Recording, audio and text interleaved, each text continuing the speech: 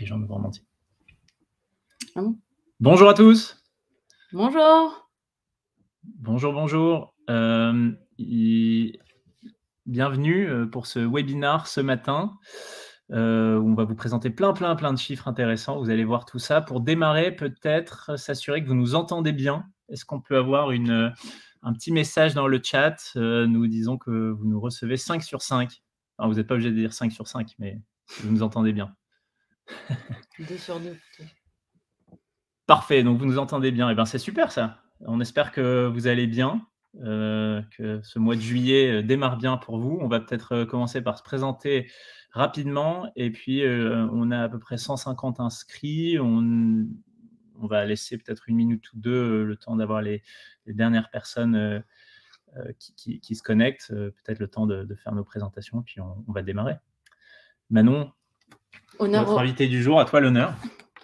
Eh ben, bonjour à tous. Donc moi, je m'appelle Manon Lefer. Je travaille au sein de Clever Connect depuis 7 ans maintenant et je suis en charge de toute la partie relation client pour que vous soyez en succès et plus particulièrement sur nos grands comptes aujourd'hui. Voilà, et donc ça m'a semblé super d'inviter Manon aujourd'hui pour nous partager son expertise sur les différents sujets dont on va parler au sujet de l'expérience et des attentes des candidats, puisqu'elle a vu depuis 7 ans beaucoup de choses de nos différents clients. Et pour me présenter moi, donc je suis Louis Coulon, je suis l'un des cofondateurs de Clever Connect, et donc je travaille chez Clever Connect depuis plus de 10 ans maintenant. Je fais partie des meubles. Voilà, et je vous propose peut-être qu'on démarre. Hein. Je vois que les arrivées continuent au fur et à mesure, donc on va peut-être se lancer. On a plein de choses à vous montrer, vous allez voir ça. Alors, hop, je vais partager mon écran, hop là, et passer en diaporama. Normalement, vous voyez bien. Manon et moi voyons la présentation, donc si à tout moment vous avez des questions, n'hésitez pas évidemment à les poser, et notre collègue Maxime, qui est en ligne également, prendra la parole pour nous interpeller, pour qu'on puisse répondre à votre question. Voilà, donc aujourd'hui, la thématique du jour, c'est finalement les attentes des candidats et la relation qu'ils souhaitent avec les recruteurs. Ce webinaire, c'est l'opportunité pour nous aussi de présenter les différents chiffres d'une grande étude qu'on a faite sur plus de 3000 candidats. On va en parler un petit peu en détail tout à l'heure, mais ce qui me semble vraiment intéressant au passage, c'est, vous allez voir, nous on va présenter des chiffres et l'analyse qu'on en fait. Après, on n'a pas la science infuse, et donc ça me semblerait pertinent que si vous avez une analyse différente de la nôtre, que vous n'hésitiez pas à la partager ou nous partager les remarques que vous faites basées sur les différents chiffres qu'on vous remonte et l'analyse qu'on en fait. Pour démarrer très rapidement, on va quand même se présenter aussi en tant qu'entreprise. Clever Connect est un éditeur français de logiciels de recrutement. On essaye d'accompagner tout ce qui va toucher à justement l'expérience des candidats pour au final aider les recruteurs à avoir de meilleurs résultats recrutés dans leur processus de recrutement.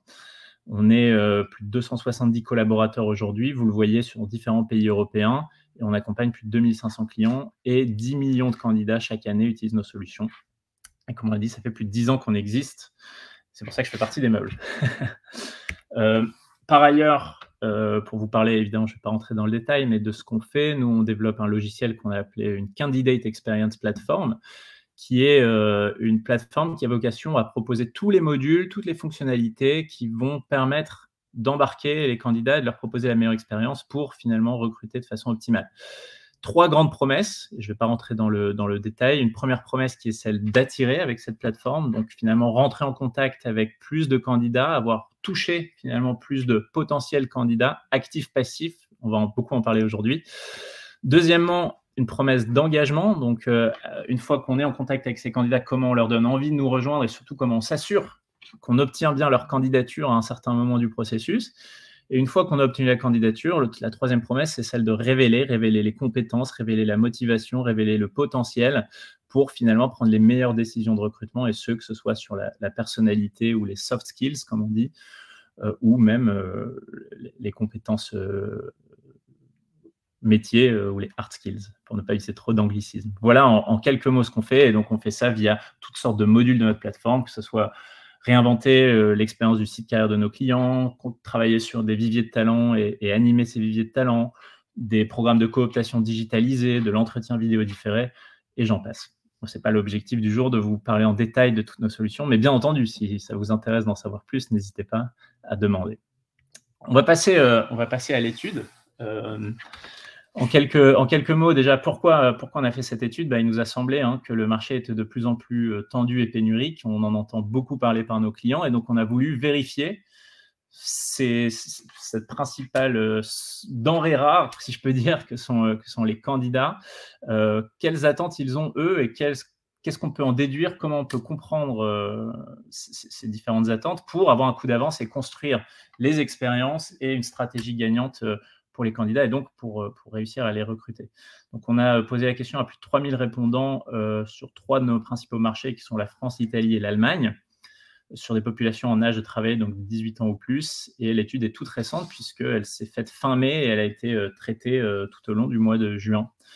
Et donc, simplement pour préciser, aujourd'hui, on va se concentrer beaucoup sur nos résultats français, puisqu'on s'adresse à une audience de recruteurs et spécialistes du recrutement français. À certains moments, on fera peut-être des parallèles avec l'Italie et l'Allemagne sur des points où il y a particulièrement des écarts flagrants ou des différences intéressantes. Voilà pour le panel. Et donc, sans plus attendre, on va peut-être se lancer et vous dire la première chose. Notre première question était de savoir: êtes-vous actuellement à la recherche d'un emploi? Et seulement 18% des répondants français étaient à la recherche d'un emploi, finalement. Donc, on voit que c'est très faible, 18%. Et si on regarde un petit peu par âge, on remarque que ça tombe sous le sens, mais c'est mieux en le disant, que finalement, plus nos répondants sont expérimentés, moins ils sont en recherche d'un emploi, activement en tout cas. Et donc, peut-être qu'une première déduction, une première analyse qu'on peut en faire, c'est les modes de recrutement, les dispositifs de recrutement qui touchent des candidats actifs, comme un site carrière ou des sites emploi, semblent plus pertinents pour des populations peu expérimentées, finalement, des profils peu expérimentés, que les profils plus expérimentés, où il va falloir se creuser la tête pour trouver d'autres approches que celles où on capte des candidats actifs. Autre chose, peut-être j'en déduis au passage, quand on met dans une offre d'emploi qui a vocation à attirer des candidats actifs, une offre d'emploi sur un site emploi ou un site carrière, quand on cherche quelqu'un qui a plus de 10 ans d'expérience, c'est déjà un petit peu une contradiction de ce fait, puisque les personnes qui ont plus de 10 ans d'expérience recherchent assez peu activement un emploi. Donc, c'est peut-être une question à se poser quand on construit ces offres d'emploi et qu'on construit ces dispositifs. Et du coup, avec ces 18% qui sont plutôt actifs, on se retrouve avec un taux de 82% de candidats qui sont dits passifs. Finalement, est-ce que c'est pas un peu un abus de langage de les appeler candidats? Ce serait plutôt des talents passifs. Et dans ces talents passifs, en fait, c'est vraiment des personnes qui vont pas être activement en recherche et spontanément aller répondre, par exemple, à des offres. Donc, dans ces talents passifs, on pourrait les mettre en plusieurs catégories. Une première catégorie qui sont des candidats passifs dits en veille, donc qui vont quand même, et c'est ce qui nous intéresse aujourd'hui dans notre étude, et c'est sur ceux sur qui on va se concentrer, qui ne sont pas en recherche, mais qui vont quand même être, je vais dire, OK pour avoir des informations, des interactions, répondre à des messages. A contrario, on a du coup 15% de ces candidats passifs qui, eux, ne vont même pas lire d'informations, ne vont pas répondre à des messages. D'accord? Et donc, s'il y a 28% qui sont ouverts, ça veut dire que si on passe vraiment du temps sur ces candidats passifs, on a finalement plus de 2 fois plus de chances d'avoir un vivier de candidats potentiels. Et donc, c'est aussi là-dessus que c'est intéressant de mettre ces efforts. Exactement. Si on s'arrête à des logiques de recrutement pour candidats actifs, donc je disais, mettre des offres d'emploi en ligne et attendre que les candidats postulent, finalement, on s'adresse qu'à 18% du marché. Si on parallélise ça avec d'autres actions qui touchent des candidats qui ne sont pas activement en recherche, eh bien, on ajoute 28% des candidats à minima, puisque, comme le disait Manon, ils ne sont que 15% à ne pas du tout s'intéresser à quoi que ce soit. Et on voit, peut-être, intéressant, qu'en France, finalement, on a, sur nos 3 marchés, la part de personnes qui sont ouvertes à découvrir des nouvelles opportunités plus faible. Ils sont 31 en Allemagne et 45 en Italie. On pourrait déduire qu'en Italie, rien n'est jamais totalement acquis. Si on me propose quelque chose de bien, eh bien, pourquoi pas? Je je peux toujours me poser la question. Ce qu'on voit aussi, c'est que du coup, dans les statistiques, ce qui ressort, c'est qu'il y a plutôt les hommes français qui sont 30% de plus en recherche active que les femmes. Mais par contre, il y a une parité forte sur ces candidats passifs qui sont en veille. Nous, ce qu'on peut identifier par là, c'est que si vous faites justement ce travail d'aller chercher ces candidats passifs, et ben, naturellement, je vais dire, vous allez davantage favoriser la parité en allant adresser ces candidats qui sont passifs. C'est évidemment théorique et c'est des jeux de statistiques, bien entendu, mais c'est vrai que on augmente naturellement la part potentielle de femmes qui postulent et qui rentrent dans le processus de recrutement si on s'adresse aussi aux candidats passifs de par ces chiffres. Si on continue un petit peu sur la réflexion autour de nos candidats qu'on peut appeler passifs en veille, hein, qui sont vraiment une manne, une ressource extrêmement stratégique, puisque 18% de candidats actifs, ça ne suffit pas à pourvoir les postes à pourvoir. Regardons maintenant un petit peu ces candidats, leur répartition par région. On voit finalement qu'il y a une homogénéité, hein, ils sont globalement la part de candidats ouverts en veille, ouverts à de nouvelles opportunités est à peu près la même partout. On voit quand même que le Sud-Est est un petit peu derrière, donc je ne voudrais pas faire de conclusion un petit peu théorique ou un peu exagérée, mais on pourrait se dire que dans le Sud-Est, finalement, on est bien, on n'a pas spécialement besoin de trouver un job où on n'est pas spécialement ouvert. C'est d'ailleurs aussi la région dans laquelle on constate qu'il y a le plus de personnes cumulées qui ne recherchent pas du tout d'emploi et ne sont pas en veille, c'est 61%. Versus 50% en moyenne pour les autres régions. Alors, la question qu'on leur a posée aussi, c'est sur quel réseau on peut les trouver, ces candidats. Je pense que sans surprise hein, pour vous, mais on a LinkedIn qui est en premier. Mais finalement, si vous regardez un peu, on a YouTube, Twitter, TikTok qui sont finalement pas très loin derrière. Nous, ce qu'on pense qu'on peut dire avec ça, c'est finalement, quand on est une entreprise et qu'on se concentre essentiellement sur un seul réseau, est-ce qu'on ne se passe pas en fait de pas mal de candidats passifs en n'allant pas sur d'autres supports? Exactement. Et si on regarde, si on complète ça par un deuxième axe qui est très intéressant, c'est l'axe au-delà de savoir est-ce qu'ils ont un compte ou pas sur ces réseaux sociaux, qui était la première information. Ici, on se pose plutôt la question de savoir est-ce qu'ils visitent fréquemment ces réseaux sociaux, donc la capacité à vraiment engager ces candidats-là sur ces réseaux-là. Et donc, on voit Ouais, on voit que, voilà, même si on dit Facebook, il y a de moins en moins, etc. Si on regarde quand même ici, le réseau le plus visité, c'est quand même Facebook. Et vous le voyez, hein, LinkedIn arrive en fait quand même en 8e position. Donc ça reste le réseau social où il y a le plus d'utilisateurs, en tout cas, qui vont dessus tous les jours.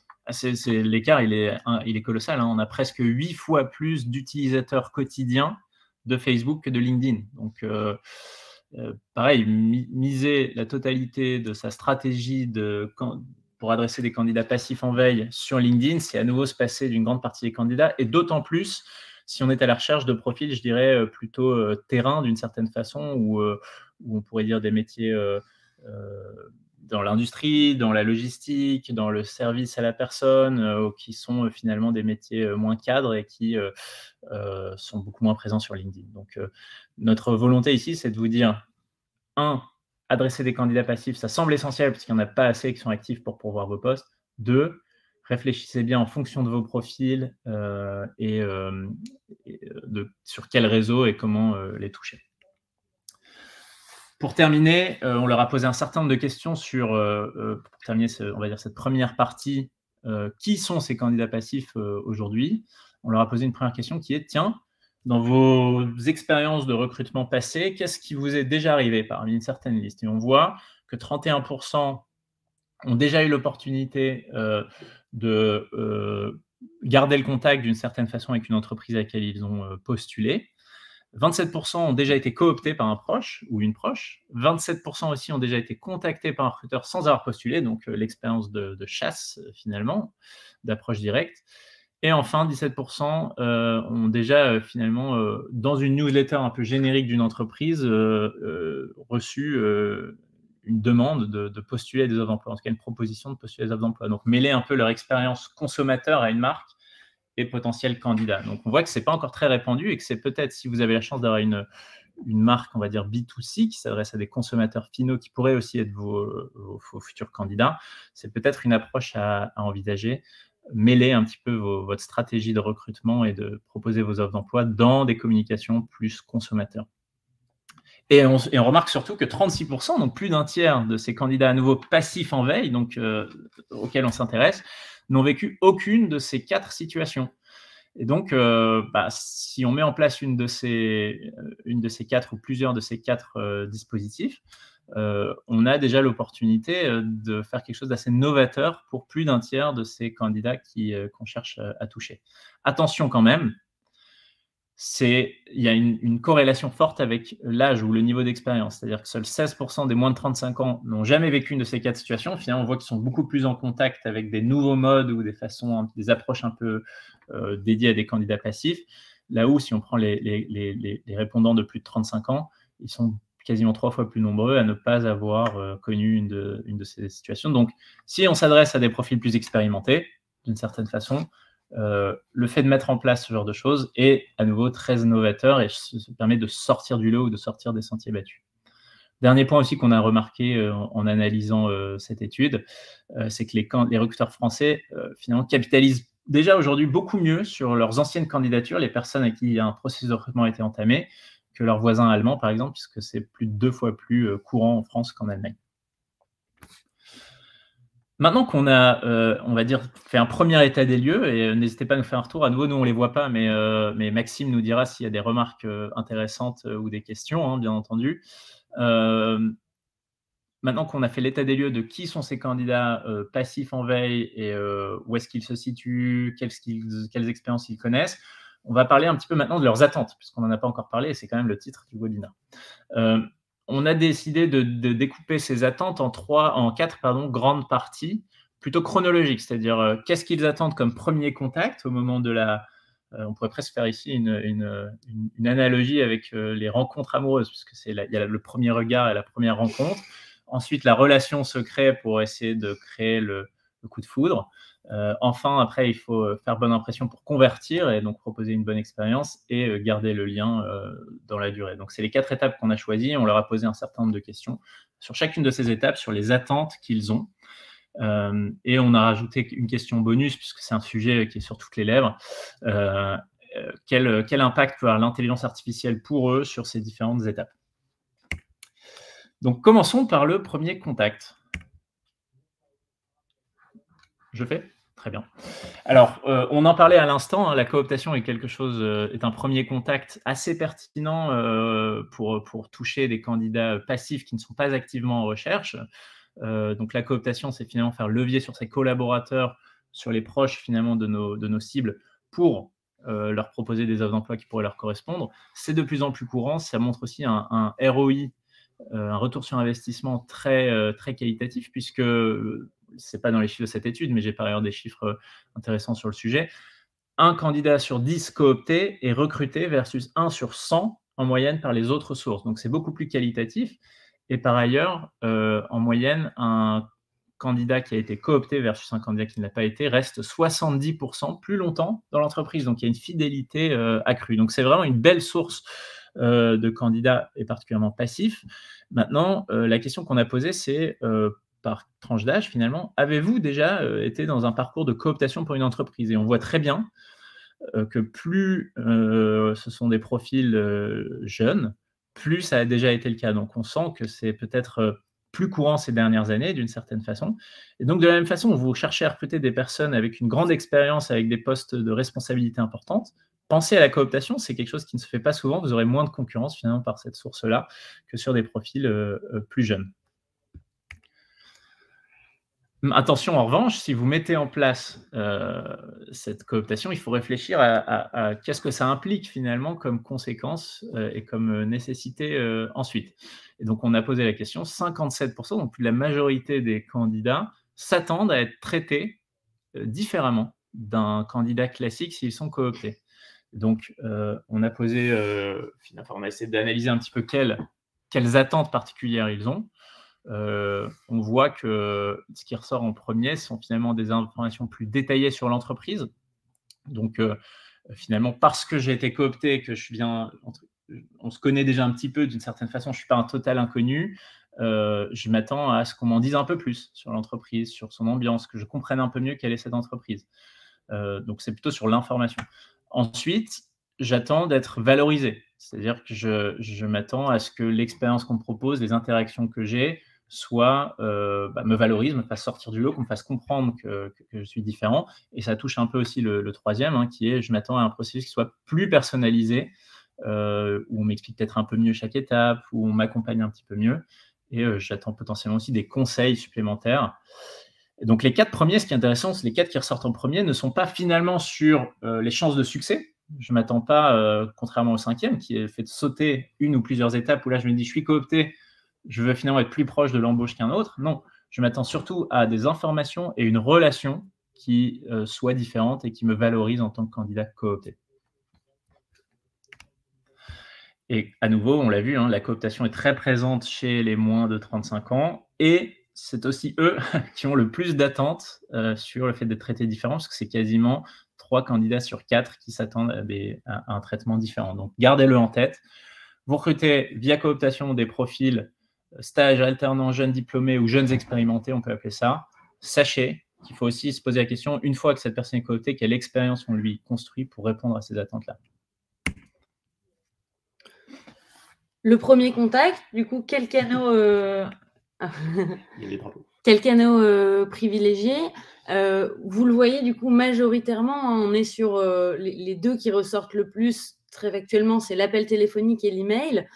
Mais vous le voyez avec une importance particulière sur le fait que, notamment pour l'email, sont envoyés par un recruteur en personne. Tout ce qui tourne autour de l'appel téléphonique et de l'email, je vais dire, envoyé par une personne directement et donc ciblé, tourne autour de la personnalisation. Si on fait un petit peu une analogie avec les applications, on en parlait tout à l'heure, vous utilisez probablement, comme nous tous, les applications de type Netflix ou Spotify, qui ont cette démarche, et c'est l'approche qui est vraiment intéressante, de dire quand, si moi je vais sur mon Spotify ou que vous allez sur le vôtre, vous n'allez pas avoir les mêmes recommandations, vous n'allez pas avoir les mêmes playlists qui vous sont proposées.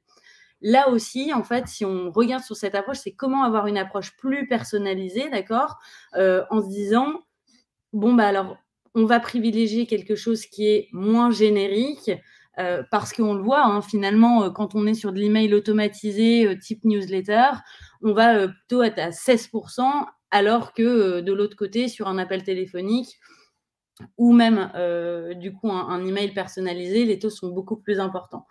Ce qui est intéressant aussi, c'est de voir que finalement, si vous regardez sur le SMS, alors c'est plutôt une spécialité française, puisque comme vous le voyez un petit peu, les Allemands, pour le coup, sont un peu moins friands, et les Italiens également. Typiquement, nous, on a des exemples, notamment d'un de nos clients qui est une entreprise dans la restauration, qui recrute beaucoup en cuisine, et c'est des profils, des candidats qui ne vont pas lire les emails. Et donc, ils ont fait ce test de généraliser l'appel téléphonique suivi d'un SMS avec les informations générales pour pouvoir les contacter. Et ils ont remarqué que c'était quelque chose qui avait beaucoup d'impact. Et donc, nous, on le retrouve aussi dans le feedback de nos clients sur ces pratiques-là. Et je trouve ce que tu dis est intéressant parce que faut se rappeler qu'ici, c'est une étude qu'on a faite. Évidemment, on n'a pas fait 3000 interviews personnalisées avec chaque candidat. Donc, c'est des questionnaires auxquels ils ont répondu en leur disant quel canal préfériez-vous pour un premier contact avec une entreprise. Naturellement, quand je lis les propositions, les 2 premiers me montrent tout de suite que par définition, ça va être personnalisé. Je vais avoir un échange, je vais avoir une interaction avec quelqu'un, alors que les 5 suivants, de la 3e à la 7e place, sont des canaux où je sais d'avance qu'il peut y avoir beaucoup d'automatisation. SMS, je m'imagine que je vais recevoir un texto qui se termine par pour ne plus recevoir de SMS, envoyer stop au 2310, etc. Donc, ce qui est intéressant, finalement, je dirais, c'est que psychologiquement, tout de suite, les candidats ont choisi les options où ils savent que ça va être personnalisé et ont finalement laissé de côté les options où le premier contact peut ne pas être personnalisé. À vous d'être plus malin, d'une certaine façon, et d'utiliser malgré tout ces options. Le SMS, je pense au SMS, je pense au réseau social professionnel, je pense à la messagerie instantanée, par exemple, en rajoutant cette couche de personnalisation. Je dirais que c'est ici mon analyse, hein, peut-être que vous ne serez pas d'accord avec moi, mais c'est au-delà du moyen, c'est surtout l'approche en fait qu'ils ont jugé en mettant en premier ces deux-là. Autre point très intéressant, si parmi vos profils vous êtes prêts ou prêtes pour vos postes à recruter des personnes qui n'ont pas forcément le baccalauréat, donc sur des postes où vous avez par exemple une grande démarche de reconversion, de formation, ou des métiers assez manuels par exemple,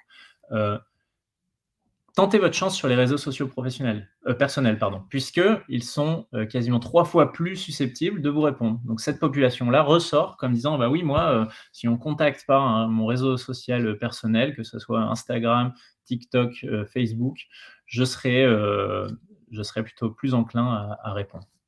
Donc ça vaut le coup et à nouveau, la concurrence sera moindre avec d'autres profils. Juste pour en faire un petit parallèle, mais hier, on faisait un événement et il y a un recruteur qui me disait « Oui, mais moi, quand je reçois des CV et que j'appelle les candidats, super, vous dites il faut pousser aux appels téléphoniques, à la personnalisation. Moi, quand je les appelle, ils me disent « Non, mais alors, vous êtes qui déjà ?» Parce que le candidat ne sait pas exactement. Oui, il est évident que dans le rapport de force, aujourd'hui, il est fort probable que le candidat qui a postulé chez vous, il ait aussi postulé ailleurs. Mais c'est aussi là où la vitesse et les informations que vous allez ressortir, par exemple, si on reparle du SMS en disant « J'ai vu votre profil, les informations, ces 3 informations que j'ai vues dans votre CV ont fait sens et c'est pour ça que j'aimerais bien qu'on discute », c'est beaucoup plus percutant parce que le candidat, il se dit, voilà, vraiment, ça a été analysé et du coup, on va aller plus loin ensemble, plutôt que ce qu'on disait, la partie plus générique. On ancre d'une certaine façon, c'est une référence dans la tête du candidat. Quand on va appeler après, il se souvient du SMS et il a les informations bien en tête. Tout à fait. Très bon point. Oui, Manu, oui. On a juste quelques petites questions qui sont arrivées, super. Quelques petites remarques avant qu'on passe à la suite. On commençait à être inquiet qu'il n'y ait pas aucune question. Merci Chloé.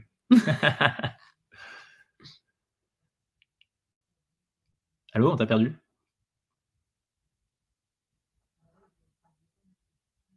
On va peut-être départage. Hein. Chloé? Je ne t'entends pas. Ah, bon, on va prendre nous-mêmes les questions. Hein, on les voit. Donc, Chloé a dû quitter, à mon avis. Alors, qu'est-ce qu'on a comme question? Effectivement, intéressé comment capter des candidats. Comment un profil coopté doit suivre le même parcours pour éviter les biais de la cooptation, justement. C'est un très bon point et je pense que chacun a son approche. C'est la différence entre équité et finalement peut-être efficacité, hein, parce que si on veut convertir, mais c'est un très bon point et je pense que tous les jugements sont bons. Il n'y a pas de... Le réseau social personnel est-il RGPD compatible? C'est un très bon point. Je pense que le réseau social personnel nécessite une approche personnelle d'un recruteur et pas d'une entreprise, typiquement. Donc, c'est-à-dire que vous avez besoin d'utiliser votre compte personnel. N'importe qui peut écrire à n'importe qui sur un réseau social. C'est le principe d'un réseau social. En revanche, en effet, une entreprise, il y a plus de sujets. Maintenant, nos outils, typiquement, permettent de récupérer le consentement RGPD quand on veut utiliser des comptes de réseaux sociaux plutôt professionnels, en l'occurrence, de candidats pour s'assurer qu'ils soient en accord. Je les prends à la volée. Le SMS est le canal qui m'apporte le plus de satisfaction sur des profils en poste. C'est super pour des raisons de disponibilité, plus discret, plus rapide. Surtout, une statistique, hein, un email est lu, j'ai plus le chiffre exact en tête, est ouvert, en moyenne 5 à 10% maximum des cas, il me semble. Hein, j'ai plus le chiffre exact, j'avais lu ça. Alors qu'un SMS est ouvert plus de 95% des cas en moyenne. Donc, je pense qu'on se reconnaît tous là-dedans. Il y a plein d'emails, on ne les lit même pas, on les supprime. Un SMS, c'est assez rare qu'on le supprime sans le lire. Sauf s'il est marqué stop, appelez au. Mais c'est à la fin du SMS, donc on ne le sait pas avant de le lire. Bon, très bien, on a pas mal de questions. On ne va pas en plus de l'appel. Ouais, du coup, il y a un gros consensus sur le SMS. Hein. C'est super, ouais, on a de très bons retours. De toute façon, cette étude, je pense qu'elle corrobore pas mal d'impressions ou de tendances qu'on sait déjà. Hein. C'est pas, je vais dire, c'est pas une révolution, mais en tout cas, c'est intéressant de voir que finalement, les chiffres et les résultats des statistiques sont corrélés avec les impressions que vous avez potentiellement en tant que recruteur. C'est toujours mieux quand on peut appuyer par de la donnée pour aller voir sa direction, pour faire prendre des décisions. C'est mieux qu'un sentiment en général. Donc, n'hésitez pas à utiliser cette étude. D'ailleurs, je le précise, vous la recevrez au passage, le livre blanc de l'étude, où il y a encore plus de chiffres. On a évidemment fait une sélection de choses qui nous semblaient pertinentes pour aujourd'hui. On va prendre la deuxième partie, et puis on s'arrêtera à nouveau à la fin de la deuxième partie. Chloé, pour que tu saches, tu n'as pas besoin d'intervenir. On ira voir à la fin de la deuxième partie s'il y a des questions spécifiques. La deuxième partie, une fois qu'on a finalement travaillé sur le premier contact et la première approche, la deuxième question qu'on a posée, c'est une fois à partir de là, donc entre l'étape où on se contacte et l'étape où on postule, quelle expérience vous aimeriez, quelle relation vous souhaitez? Alors, première chose intéressante déjà, l'énorme majorité des personnes qu'on a questionnées nous répondent qu'ils souhaitent recevoir des informations de la part des recruteurs après un premier contact. Donc, je le mettrais presque dans l'autre sens, c'est dommage, et c'est malheureusement assez courant, d'avoir une approche très court-termiste, c'est-à-dire j'ai un poste à pourvoir, je vais sur LinkedIn ou sur un autre réseau ou sur une CV Tech, je contacte, bonjour, j'ai un poste à vous proposer, est-ce que vous êtes disponible pour discuter? La réponse est assez souvent non, je ne suis pas disponible, et on s'arrête là. Et puis, 1 an plus tard, 2 ans plus tard, on a une nouvelle opportunité, on recontacte cette personne. Donc, les personnes disent « j'ai été contacté, je n'étais pas disponible ou je n'étais pas intéressé, mais je suis ouvert à ce qu'à partir de là, on reste en contact ». Et donc, et c'est surtout assez impressionnant de voir que même 60%, donc plus de la majorité, seraient prêts à recevoir des informations au moins une fois par mois de la part d'une entreprise avec qui ils ont débuté d'une certaine façon un premier contact. Et quand on regarde les sujets qu'ils attendent le plus, qui les intéressent le plus, c'est malgré tout des offres d'emploi qui correspondent à mon profil. Donc, finalement, recevoir de façon régulière des offres d'emploi dans votre entreprise qui pourraient m'intéresser. Ce n'est pas une garantie que j'y postulerai, mais en tout cas, je suis OK pour en recevoir. Des actualités sur l'entreprise et son secteur d'activité et des informations liées au marché de l'emploi. Donc ça, c'est un point vraiment intéressant. C'est-à-dire que votre mission, ou en tout cas, vous pouvez vous donner pour objectif, si vous souhaitez nouer une relation qui un jour peut se transformer en une candidature et un recrutement, sachez que vous pouvez aussi, entre guillemets, avoir une approche un peu comme ce qu'on fait là d'une certaine façon, c'est-à-dire qu'on ne cherche pas à vous vendre quoi que ce soit, on vous apporte des informations qui peuvent vous servir dans votre propre job en se disant que, on va être honnête, en se disant que grâce à ça, on entretient une relation, vous allez peut-être vous dire, chez Clever Connect, ils ont des informations intéressantes, et peut-être qu'un jour, je deviendrai client. Voilà, c'est vraiment la même logique, je suis honnête, et c'est vraiment la même logique. Vous leur apportez du contenu qui est un peu désintéressé d'une certaine façon, qui les aide, eux, dans leur quotidien, dans ce qui les concerne, c'est-à-dire leur recherche d'emploi, le marché de l'emploi, vers quoi ils peuvent évoluer, vers quel salaire ils peuvent prétendre. Attends, voilà. Ils se sont tous déconnectés après que tu aies dit. Non, je pense qu'il reste du monde. Chloé nous aurait alerté en disant « les gars, plus la peine de parler ». Voilà. Et enfin, on voit aussi que les événements de recrutement, c'est quelque chose qui est un peu moins prisé, mais ça reste quand même assez important. Et les témoignages de salariés, c'est un peu la même chose que le point 3, c'est-à-dire ça m'intéresse aussi de comprendre comment des personnes qui font un métier qui est peut-être le même que le mien ou différent du mien le vivent et qu'est-ce qu'ils ont à en dire. Si on fait le parallèle, tu parlais comme une relation amoureuse. Les candidats, certes, ils sont... je vais dire, c'est eux qui ont plus le pouvoir aujourd'hui, mais ça ne veut pas dire qu'ils arrivent en confiance et qu'ils arrivent sans être stressés. Comme par exemple, on se met sur une appli pour rencontrer quelqu'un, on arrive au moment de la rencontre, c'est pas pour ça qu'on est à l'aise quand même. Et du coup, tout ce travail-là, il permet justement de commencer à bâtir cette relation, quelle que soit finalement l'issue à la fin, est-ce qu'on se revoit, est-ce qu'on ne se revoit pas, mais en tout cas, le principal, c'est d'avoir commencé à bâtir sur des choses qui soient concrètes et cette relation de confiance. Exactement. Moi, je ne connais pas très bien, tu sais, Manon, je ne fais pas partie de la génération qui a testé ces applications, je ne peux pas en parler. Le point suivant, une fois qu'on a vu les sujets qui intéressent le plus les candidats, c'est aussi la fréquence. C'est-à-dire, à quel intervalle, finalement, ils seraient ouverts à recevoir, ces types d'informations. Donc on voit, c'est intéressant, que les offres d'emploi, on a la majorité des personnes qui répondent, hein, et je rappelle, c'est une majorité de personnes qui ne sont pas en recherche active de poste, qui seraient OK pour recevoir une fois par semaine des offres d'emploi, qui correspondent à leur profil, jusqu'à une fois par mois. On a une majorité des 2.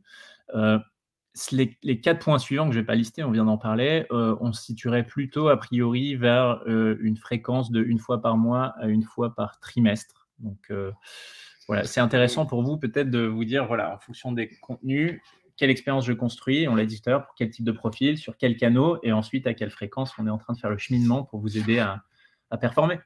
Et en plus de la fréquence, alors qui est super importante, mais on peut aussi réfléchir sur le bon moment pour contacter ces candidats ou ces talents passifs en fonction du secteur ou en fonction du profil. Par exemple, pour les horaires de bureau, privilégier entre 8h, 8h30 le matin et 18h, 18h30 le soir. Là où, si on reprend l'exemple de ce fameux client dans le secteur de la restauration, les cuisinants, les services, c'est très tôt le matin jusqu'à 15h. Et on sait qu'à partir de 15h, c'est probablement le bon moment pour les contacter. Donc, il y a la fréquence, mais aussi le bon timing. Exactement. Dans l'exemple que tu donnes, c'est peut-être plus, on va dire, dans le cadre d'un contact téléphonique ou d'un envoi de SMS pour s'assurer qu'il soit lu. Mais en tout cas, la logique est très intéressante. Les candidats attendent de la personnalisation dans le contenu, mais à vous d'aller plus loin et de personnaliser aussi la fréquence et le timing de vos interactions pour maximiser vos chances de succès. Point extrêmement intéressant. Plus des 2/3 des candidats qui nous ont répondu nous répondent oui à la question: est-ce que vous postuleriez à une offre d'emploi qui n'est pas votre métier, mais où vos compétences sont pertinentes, qui correspondent à vos compétences finalement. Donc finalement, qu'est-ce qu'on en déduit?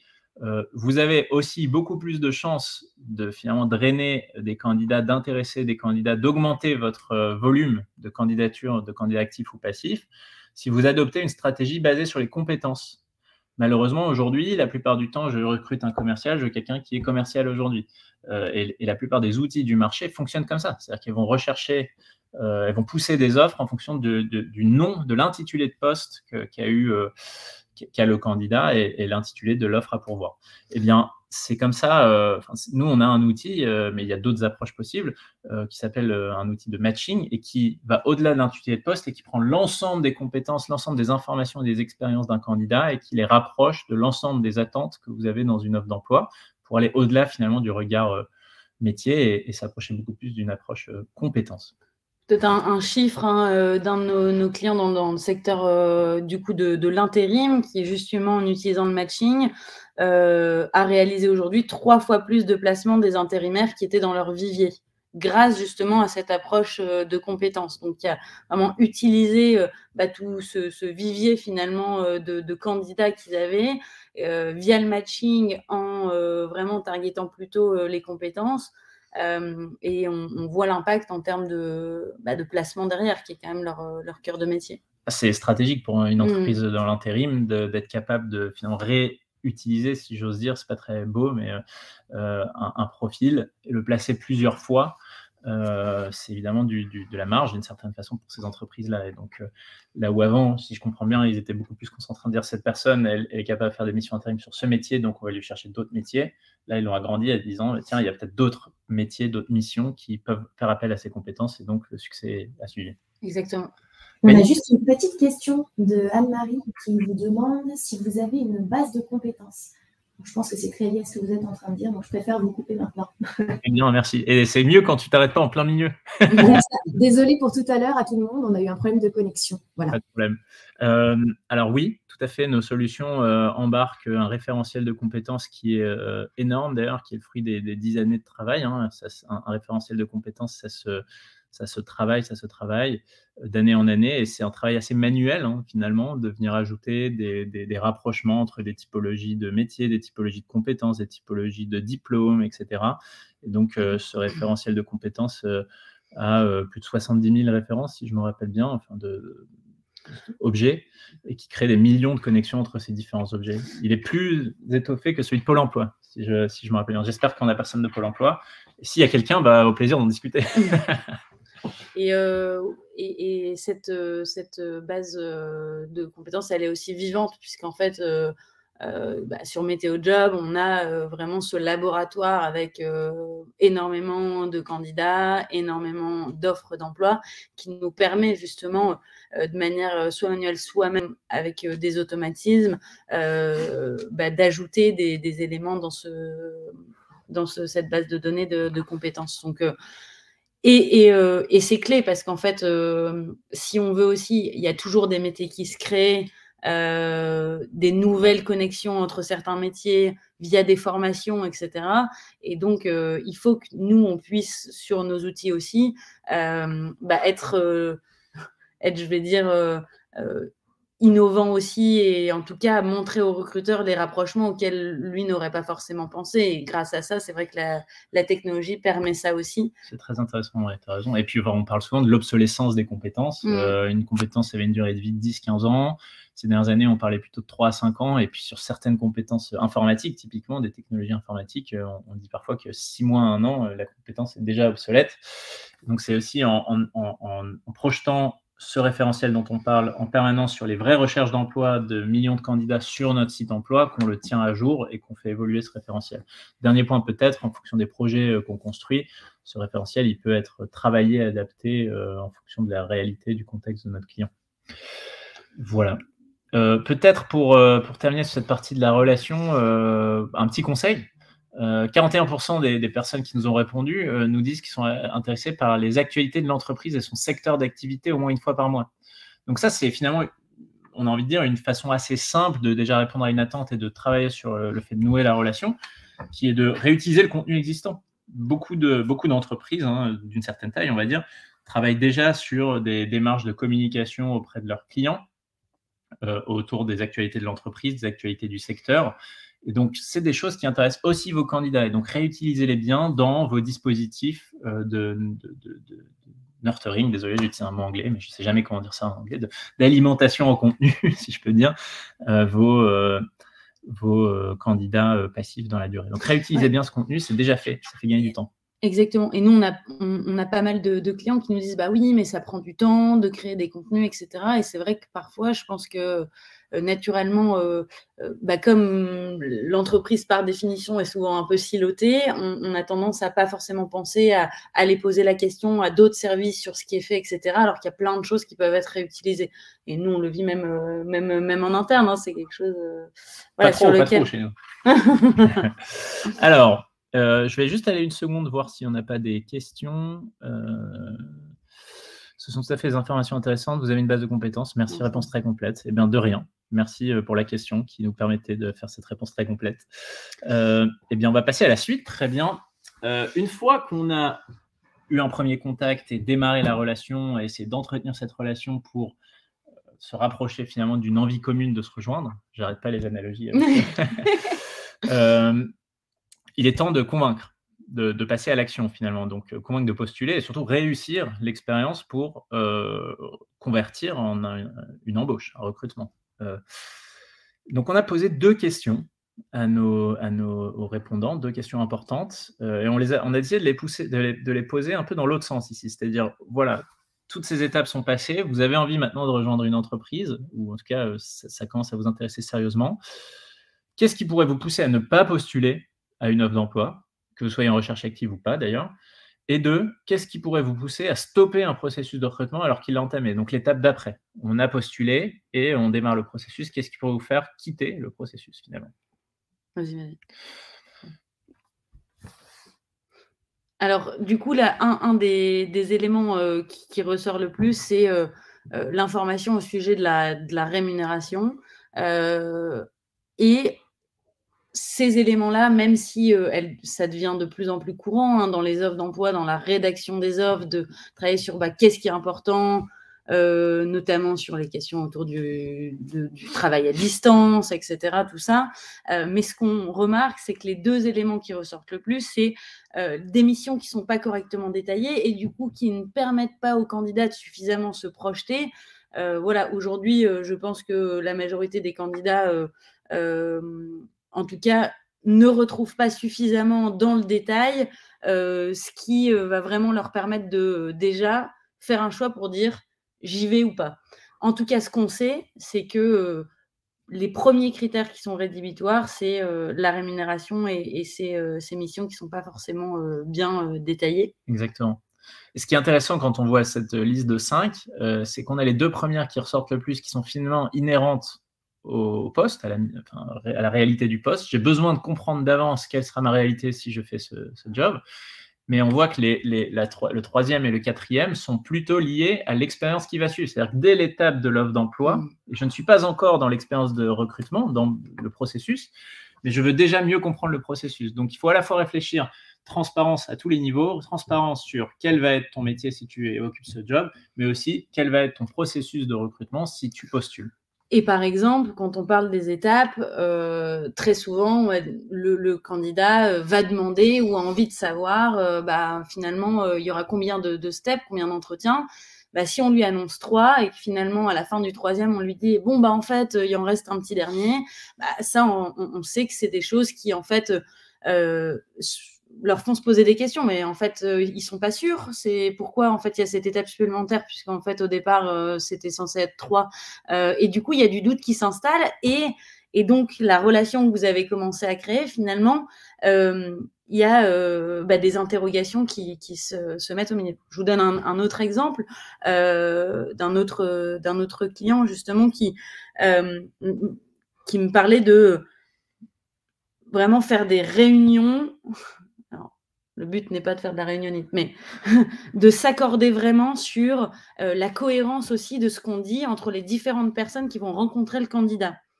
Je vous donne du coup cet exemple qui m'a été donné, qui est de dire, la RH typiquement avait dit, alors dans notre entreprise, le travail à distance, c'est très flexible, vous pouvez faire vraiment ce que vous voulez, etc. Finalement, c'était un point qui était super important pour cette candidate. Finalement, arrivé au dernier entretien, qui était avec le manager lui dit, voilà, c'est 2 jours par semaine maximum et pas les 6 premiers mois, pas avant 6 mois après l'embauche. Bon, en fait, c'est des éléments, mais qui aujourd'hui, ça peut paraître, je vais dire, parfois anecdotique, mais finalement, avec le poids que ces questions représentent dans la balance pro-perso, etc., en l'occurrence, la personne a décidé d'arrêter le recrutement à ce moment-là et n'a pas été plus loin. Donc, l'impact, il est quand même colossal sur le temps passé. On a trouvé la bonne personne, on a tout fait, mais en fait, si on s'était aligné davantage, soit en fait, ça aurait été win-win, soit la personne aurait arrêté avant et donc finalement... C'est un bon point, l'alignement, et je pense que cet alignement, il peut exister dès l'offre d'emploi, parce qu'on parle de l'offre d'emploi ici, on peut dès l'offre d'emploi préciser au candidat, vous allez avoir 3 entretiens. Un premier entretien RH où la personne aura plutôt vocation à vous évaluer ces éléments-là et vous présenter l'entreprise sous un regard général. Un deuxième entretien, voilà, on peut aller aussi loin qu'on veut, et le candidat sait déjà pourquoi il rencontre chaque personne dès le moment où il postule. Dernier point peut-être à rajouter sur notre analyse, plus les profils sont jeunes, moins la rémunération a d'importance dans les critères attendus sur l'offre d'emploi, et finalement, ça se rapproche même des valeurs, la transparence sur les valeurs de l'entreprise qui ne ressort pas dans le classement général, mais qui est très attendu des profils jeunes. Bien expliquer les valeurs et évidemment, il y a ce sujet d'alignement, vérifier que les valeurs sont bien respectées pour le processus. En revanche, plus vous ciblez des personnes expérimentées, plus ce sujet de rémunération et le détail des missions sont très importants. Voilà pour ça. Si on parle maintenant de l'expérience, sur l'expérience, qu'est-ce qui pourrait pousser des candidats à stopper leur processus de recrutement? On voit que ce qui ressort en premier, c'est un peu c'est proche un peu de ce que tu disais, c'est-à-dire le processus semble un peu générique et ne tient pas compte de mon profil, c'est-à-dire que les questions, les mises en situation sont incohérentes avec mon niveau d'expérience. On pourrait rajouter à ça, les informations qui me sont données sont incohérentes avec mes attentes, d'une certaine façon. J'ai dit dès le départ que je voulais faire du télétravail et on me dit que ce n'est pas possible, donc je suis un peu perdu. Le manque de transparence sur l'état de ma candidature, donc si je n'ai pas de nouvelles et si je ne sais pas combien d'étapes il reste, un peu comme tu disais, ou combien on est dans le processus, c'est des choses qui peuvent me dire, stop, j'arrête, c'est trop flou. Et enfin, on va parler plutôt de la partie personnalisation, donc des interactions avec des personnes et pas que des emails, l'absence de retour personnalisé, et puis il y a le sujet des délais. Entre chaque étape, ouais. Ça, c'est un point. Peut-être qu'on peut vous donner une information qui n'est pas dans cette étude, mais qui est dans d'autres études qu'on a pu faire. En moyenne, un candidat, tout profil confondu, attend un processus de recrutement de maximum 3 semaines. Et 3 entretiens semblent être le maximum acceptable. Évidemment, ça varie en fonction du niveau d'expérience, du niveau de responsabilité, mais en moyenne, c'est 3 semaines, 3 entretiens. Et en moyenne, ce qu'on leur propose, c'est 6 à 7 semaines, et plutôt 4 à 5 entretiens, tous échanges confondus. Voilà. On a une petite question Super. De Aurélie qui demande si ces informations sont valables pour tous les types de candidats, notamment au niveau de la partie qualification, et précise que certains jeunes posent en premier lieu la question de la rémunération lors des forums. Ah, vous avez tout à fait raison, et bien entendu, c'est une étude, donc c'est statistique, c'est des moyennes, chaque candidat est différent, on aurait peut-être dû démarrer par ça. Néanmoins, moi, ma réponse sera, vous allez recevoir le livre blanc où chaque tableau et chaque détail finalement est assez précisé. Donc, vous pouvez avoir accès vous-même à voir les typologies de candidats qui ont répondu que la rémunération était importante pour eux en fonction de l'âge. Il y a les typologies de postes, cadres, non cadres, les régions. Vous allez pouvoir voir plein d'éléments et vous pouvez entrecouper pour voir finalement si votre profil type fait partie de ceux que ça va intéresser ou non. Mais bien entendu, on l'a dit, la rémunération reste le plus important aussi pour les candidats jeunes, si ce n'est que ça passe de 45% à 32%, donc c'est moins important relativement que pour les autres. Mais ça reste en première place.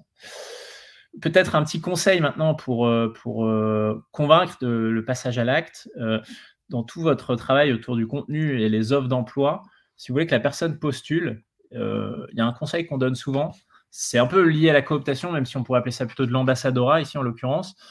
J'ai 50 fois plus de chances que quelqu'un se mette en action, clique typiquement sur un contenu ou une offre d'emploi s'il est partagé par quelqu'un de mon entourage. Donc le même contenu, la même offre d'emploi qui est partagée par quelqu'un que je connais versus une marque, j'ai 50 fois plus de chances de cliquer. Donc essayez aussi de faire levier sur vos collaborateurs. Ouais.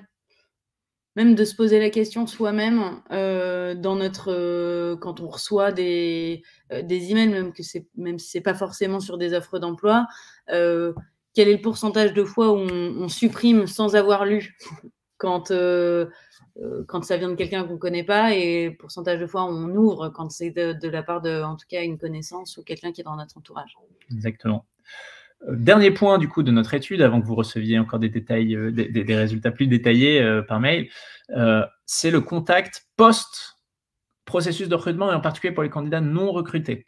C'est souvent des candidats qu'on oublie, on peut les appeler les médaillés d'argent d'une certaine façon, ils ne resteront pas dans les annales des personnes qui ont gagné le titre, mais c'était des gens qui sont pertinents, qui, s'il n'y avait pas eu quelqu'un en première place, auraient pu être recrutés. Et donc pourquoi les oublier à l'avenir? Et donc on a souhaité demander aux candidats si c'est quelque chose qui les intéresse, c'est-à-dire malgré la frustration de ne pas avoir été recrutés, souhaitent-ils garder un lien avec l'entreprise? Et 67%, donc les 2 tiers des candidats, sont d'accord pour garder le contact à une entreprise, même s'ils n'ont pas été retenus.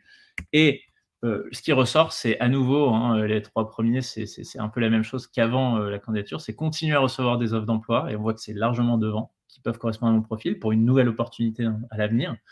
On se dit au revoir, on ne se dit pas adieu d'une certaine façon, et des informations liées au marché de l'emploi et des invitations à des événements pour rencontrer les équipes de l'entreprise. Donc, pensez bien à ça. Sur les événements, je trouve que ce qui est intéressant et ce qui ressort aussi d'autres feedbacks qu'on a pu avoir, c'est que le fait de faire des invitations à des événements, ça leur permet aussi de rester en contact avec l'entreprise, de voir comment elle évolue. Et on parlait de timing tout à l'heure. Si c'était pas le bon timing il y a 6 mois, peut-être que ça le sera 6 mois plus tard pour X ou Y raison des 2 côtés. Et donc, ça vous permet de garder ce lien et de faire cet effort-là et garder en tête en permanence que ce que je fais aujourd'hui peut être un investissement pour l'avenir, c'est aussi régler ces problèmes à l'avenir et sortir un peu de cette situation permanente d'urgence.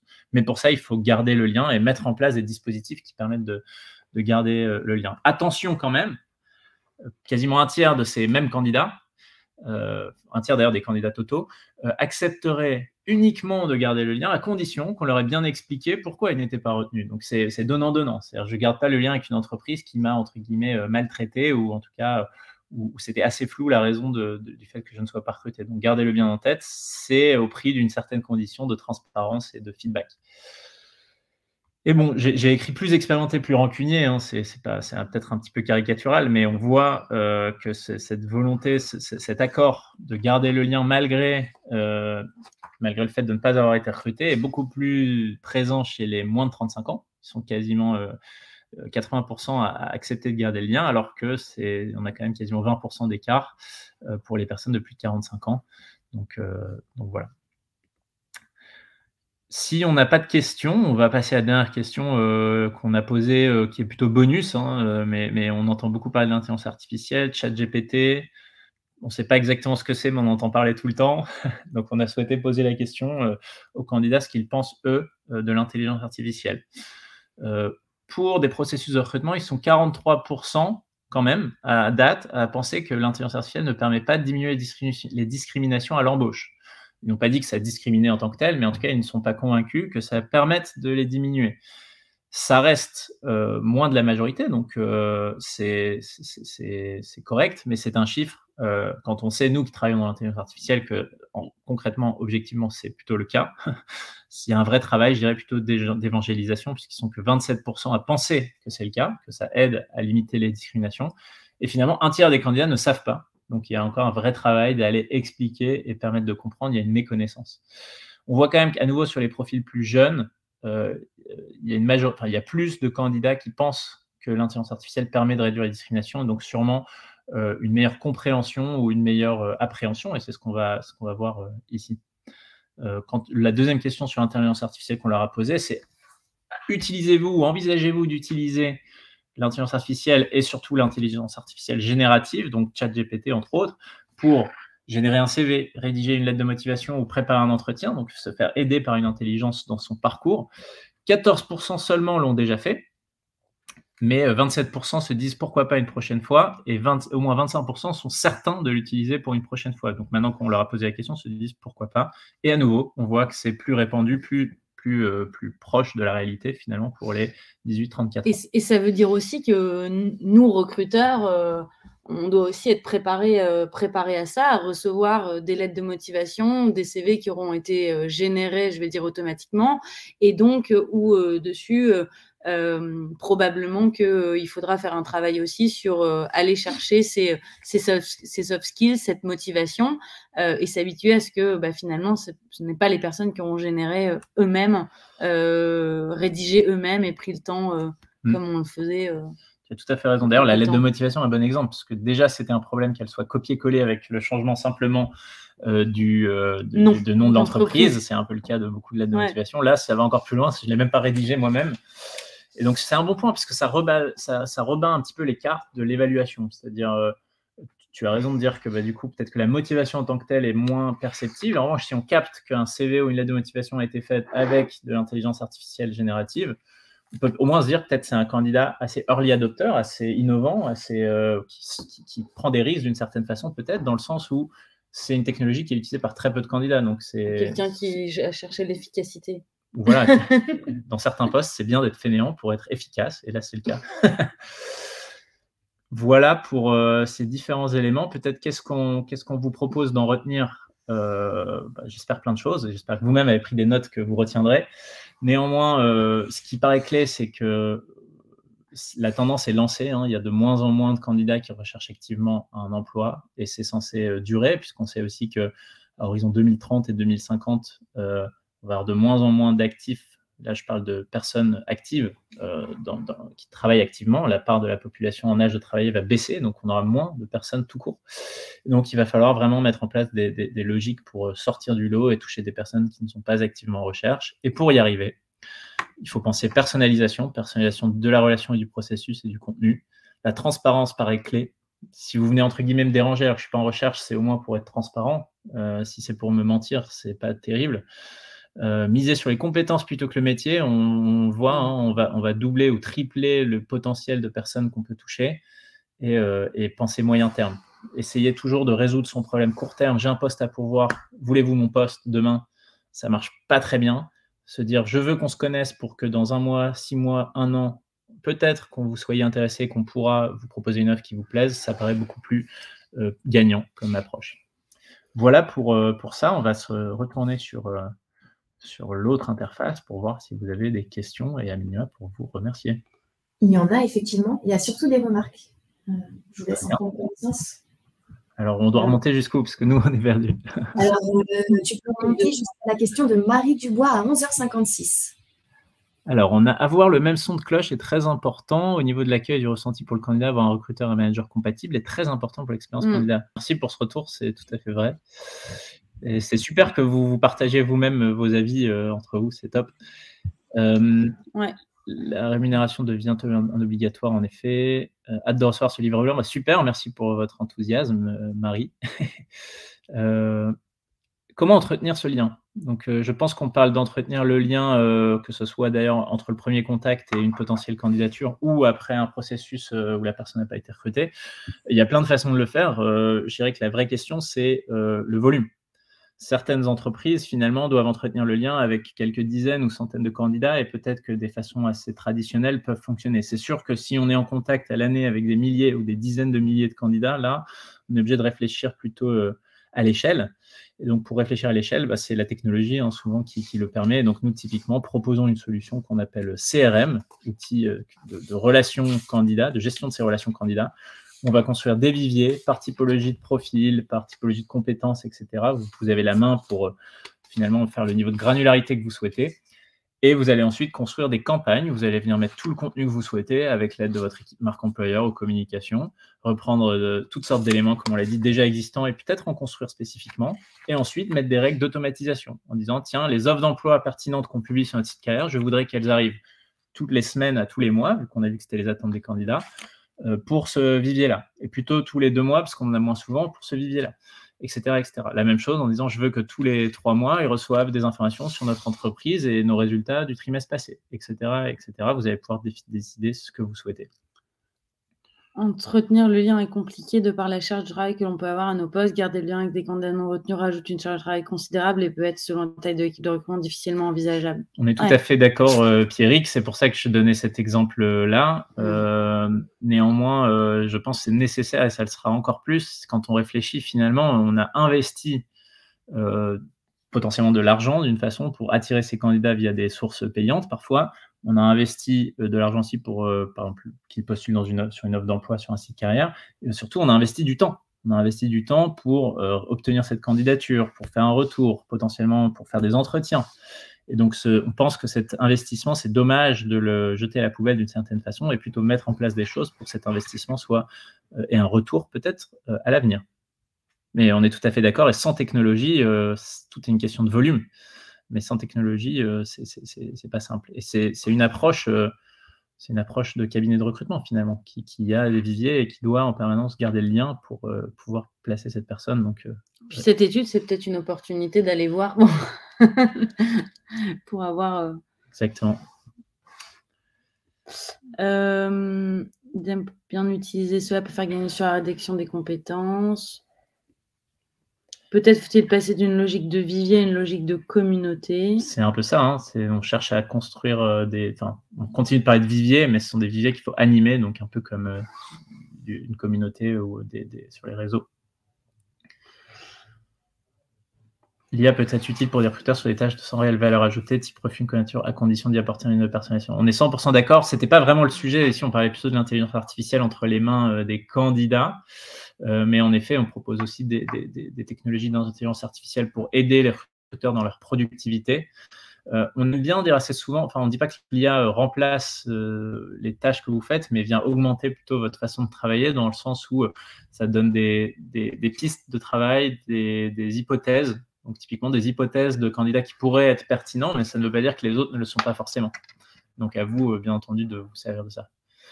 Serait-il possible après d'envoyer le replay par mail? Bien entendu, vous le recevrez. Et je crois que enlève un peu le côté humain du recrutement. L'intelligence artificielle enlève le côté humain du recrutement, ça c'est une certitude. C'est une certitude, par définition, c'est humain versus intelligence artificielle. Néanmoins, comme je disais, l'idée c'est que ça se complète et qu'on puisse finalement gagner du temps sur un certain nombre de tâches qu'on fait. Typiquement, trier 500 CV pour une offre, c'est pas hyper valorisant.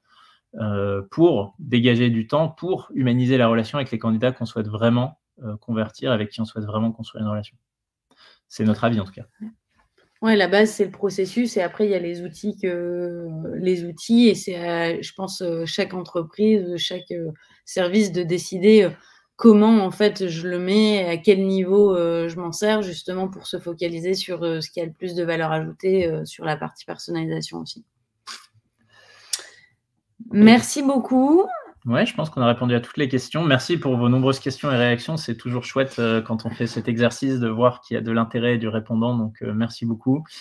On espère que ça vous a plu. On espère que ce n'était pas trop de chiffres et que vous ne partez pas avec un mal de tête déjeuner, mais plutôt avec plein de questions en tête que vous allez pouvoir aborder peut-être avec vos collègues à table.